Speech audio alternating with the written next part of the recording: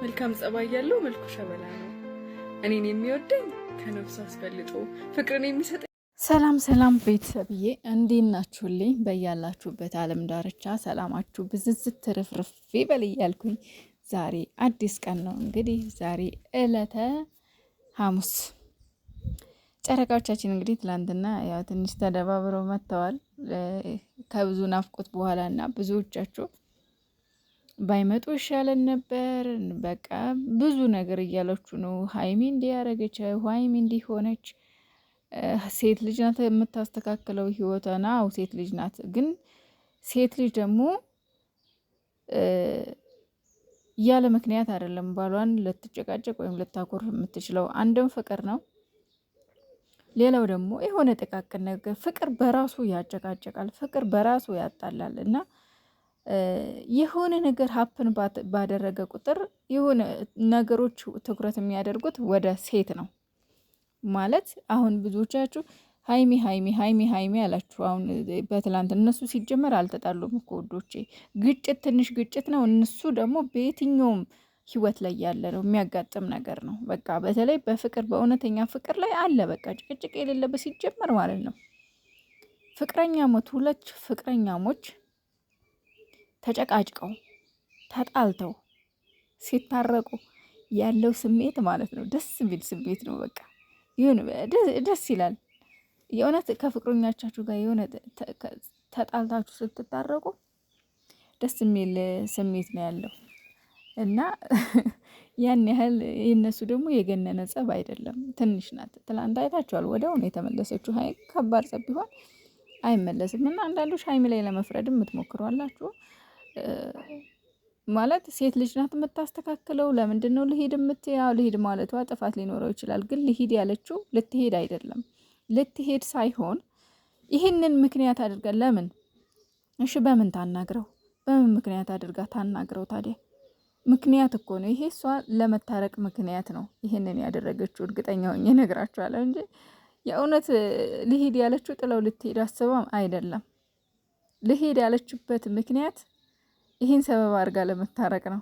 ቢያንስ በቃ ሴት ልጅ ታውቃላችሁ የሆነ ስትለመን በቃ ወንድ ልጅ የሆነ ሲለመነ ተጣልተው ራሱ ጥፋተኛ አንድ ሴት ልጅ ከፍቅረኛዋ ጋር ወይም ከባሏ ጋር ተጣልታ ራሱ ማለት ነው የእውነት እንደው እያንዳንዳችን ራሳችንን ፈትሽ፣ ራሳችንን እንይ። እኛ ማንን የሚለውን እንይ እስኪ በፍቅረኞቻችን ዙሪያ በባሎቻችን ዙሪያ ተጣልተን ተኮራርፈን ማን እንዲያናግር ነው የምትፈልጉት?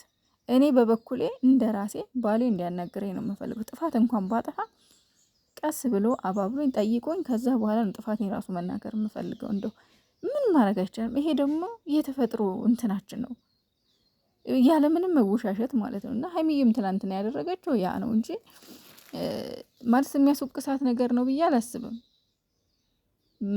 ያው እስከ ዛሬም ፕራንክም ስታመጣ እንቆጣታለን። ሁሉንም ስታመጣ መቆጣት የለብንም እሷን ብቻ ማለት ነው። እና ቡራም ደግሞ ያኮረፈበት የሆነ የራሱ የሆነ ምክንያት ይኖረዋል።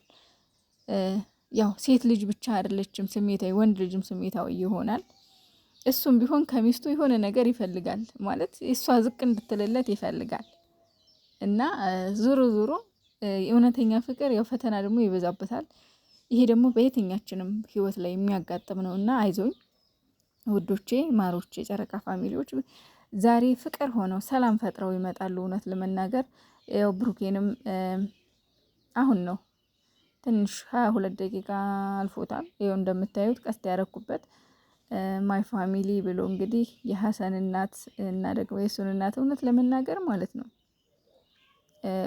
ሀሰን፣ ብሩኬ፣ ሀይሚ፣ ቤኪ እንደዚህ በቀላሉ እንትን የሚሉ ልጆች አይደሉም። ደስ የሚል አያያዝ ነው ያላቸው፣ ደስ የሚል ቅርርብነት። በቃ እንዴት ነው ልክ የጓደኝነት በቃ እየተያያዙ ልጆች ናቸው። እና ማይ ፋሚሊ ብሎ ፖስት አድርጎ ሳየው በፊት አንድ ላይ ተሰባስበው ሲሰሩ ምናምን ነገር ትዝ አለኝ። ታውቃላችሁ የሆነ በቃ አብረው በሚሰሩበት ሰዓት ከነ ሙቪ ጋር ሀሰን በቃ ደስ የሚል ጓደኝነት ነበራቸው። እና ወደኋላ ትዝ ብሎኝ ነው ይሄንን ይዤ የመጣሁት እና ደስ ስላለኝ ነው እንደዚህ ብሎ ሼር ስላደረገ ብሩኬ ማለት ነው። እና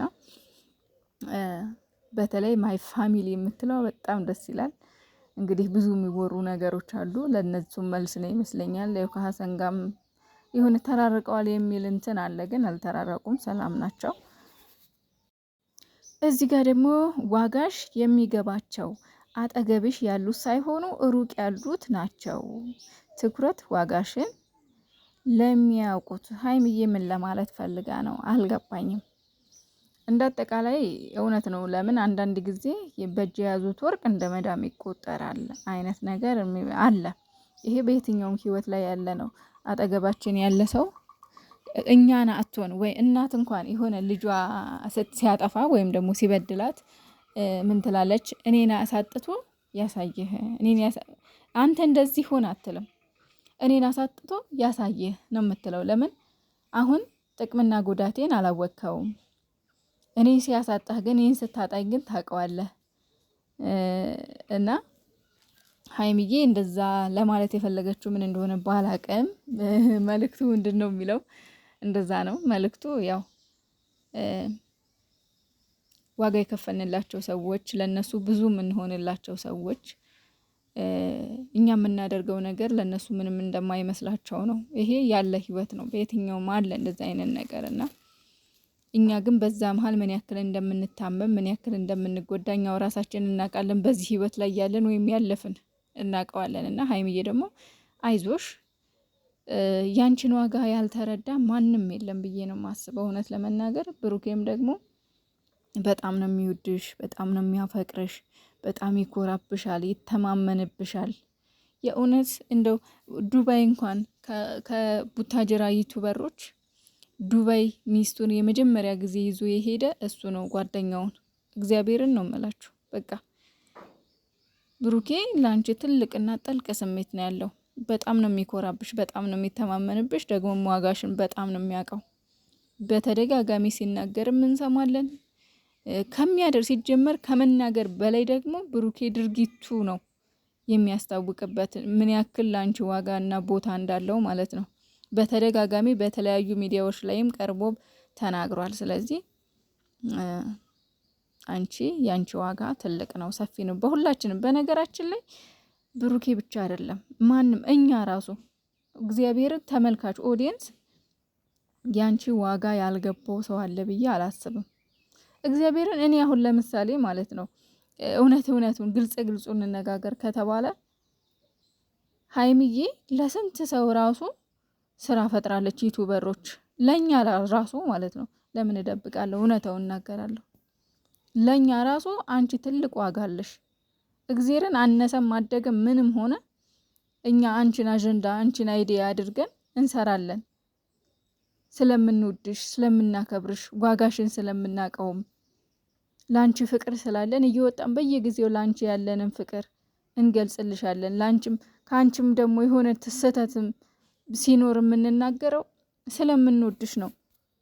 አንድ ሰው ወዳልሆነ ቦታ ሲጓዝ አይ ይሄ ትክክል አይደለም፣ ተመለስ፣ ይሄ ያንተ መንገድ አይደለም፣ ወይም ደግሞ ይሄ ላንተ ሊሆን አይችልም የሚለው የሚወደውን ሰው ብቻ ነው። ለምን ወዳልሆነ መንገድ እንዲሄድበት ስለማይፈልግ ማለት ነው። እና እኛም የሆነ ስህተት ስታጠፊ አይ ሀይሚዬ እዚህ ጋር ትክክል አይደለሽም የምንለው ስለምንወድሽ፣ ስለምናከብርሽ፣ ለአንቺ ቦታ ስላለን ነው።